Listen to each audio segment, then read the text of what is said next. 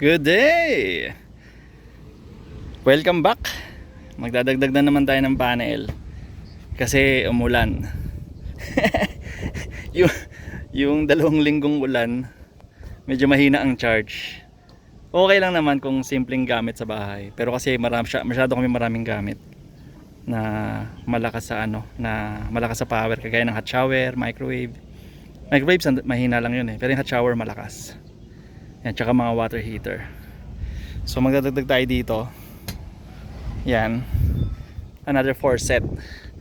Kasi pag magdadagdag kayo, kung ang setup nyo nito series, 4 na panel, laging ganun na, para yung voltage pares lang. Pwede mo baguhin, kaya lang tataas yung ampere mo. Kapag ginawa mong dalawa-dalawa lang, tataas yung ampere. Ang goal natin, mababa yung ampere, kasi mas mataas yung ampere, mas malaki yung wire mo. Kaya tayo nag-convert na tayo sa 48 volts pala guys. Hindi pa tapos yung vlog natin. Nag-convert na tayo, pero sige, sisikapin ko na kumpletuhin ngayong araw lahat ng vlog. So ngayon, na-discuss na natin yung regarding dito, and then magdadagdag pa tayo dito. So yung mga umaabang sa akin kasi magkakabit ng solar, meron pa tayong idadagdag dito diba, yan yung panel. So meron yung linya papunta dun sa loob, tapos may breaker yon. Ngayon, pag may nangyari sa linya na to, magti-trip doon sa breaker sa baba. Pero ito, catch, what if dito may mangyari? Tuloy-tuloy ang harvest niyan.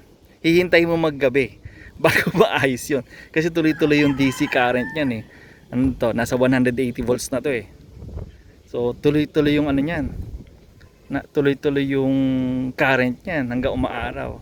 Dito papasok yung fuse. Yan. So yung fuse natin, dali, hindi ko mabuksan. So ayan yung fuse. Ngayon yung fuse, yan, ang purpose niyan is pag may nangyari dito sa linya na to, automatic cut off si panel. So ang kabit nito dun sa may malapit dun sa positive, mas maganda ikabit to Sa positive kasi kanan ko negative sa kaliwa. So doon mo ikakabit yan. Ngayon kung gusto mong dalawa yung ilagay mo, pwede rin naman, kasi baliktaran yan Pwede siya positive, pwede mo sa positive ikabit, pwede sa negative mo ikabit. So either way, ako lalagay ko lang doon sa positive. Parang if anything goes wrong, putol yung linya. Ayun, hindi na kailangan yung DC arc. Problema luto lahat yan. Kaya may makikita ka dyan nagre-repair ng solar, maapoy dyan hintayin niya lang matapos yung apoy, wala siya magagawa dun hindi nagkabit ng fuse So kailangan may fuse, yun yung purpose nun. Okay, kakabit natin ito mamaya, pero make sure ipatay mo muna dun sa baba bago mo ikabit. Dudugtong mo lang naman yan Okay. So dahil magkakabit tayo ng fuse sa taas, kailangan patayin muna natin yung breaker. Ayan, so putol na yung linya pataas. So ibig sabihin, stop na rin yung current ng solar panel.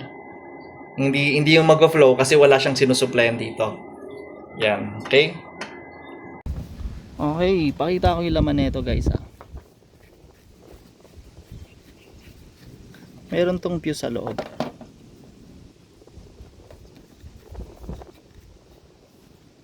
May rubber yan para siguradong selyado. Yan yung fuse.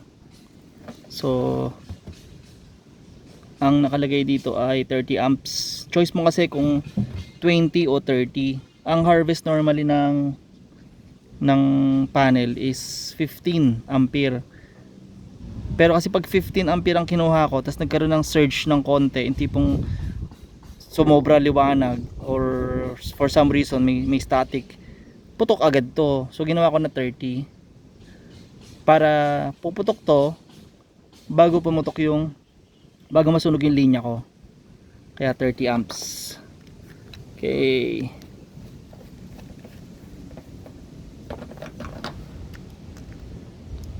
Yan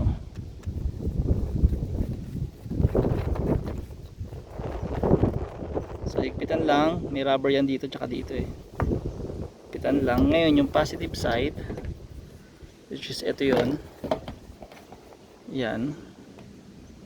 Kabit lang natin. So ayan na, nakakabit na. Tapos idudugtong ko lang to doon sa linya sa ilalim. Hindi ko na kasi hinugot. Ayun lang. Okay, so dahil nakabit na natin yung fuse, wala, 'di ba naka-off siya. So ipatayin natin yung fuse. So wala bumaba tong signal. Nakabit na natin yung fuse, i-on na natin siya ngayon. Yan. Ayun na, sumipa na. Oh, 1,000 plus. Ito na, nakakabit na yung solar. So same lang din. Ang difference lang, mas safe. Hindi pag may problema doon sa taas, hindi magkakaroon ng DC arc doon sa taas kasi problema 'yun eh. Tapos ayan na. May breaker naman dito kung dito magka-problem sa linya dito. Ayan na. O bumaba konti kasi kumulimling. Ayos. Alright. Yun yung para sa fuse natin. Alright. So, sana may natutunan kayo. Yun sa sa importance ng fuse na yan.